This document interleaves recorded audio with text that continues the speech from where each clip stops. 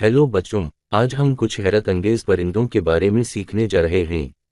क्या आप तैयार हैं? चलिए शुरू करते हैं। हमारा पहला परिंदा चिड़िया है। अंग्रेजी में हम इसे स्पैरो कहते हैं। क्या आप मेरे साथ कह सकते हैं? चिड़िया, स्पैरो। जबरदस्त। अब हम मोर से मिलते हैं। अंग्रेजी में हम इसे पीकॉक कहते हैं। मोर, पीकॉक। अगला परिंदा तोता है। अंग्रेजी में हम इसे पैरट कहते हैं। तोता, पैरट। ये येलो है। अंग्रेजी में हम इसे ऑल कहते हैं। अलो, आउल। और ये है वकाब। अंग्रेजी में हम इसे ईगल कहते हैं।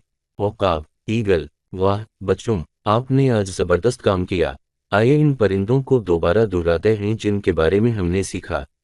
बच्चे, चिड़िया, स्पैरो, मोर, पीकॉक, तोता, पैरट, अलो, आउल, वकाब, ईगल। जबरदस्त। अब आपको कुछ परिंदों के नाम उर्दू और अंग्रेजी दोनों जुबानों में मालूम हैं।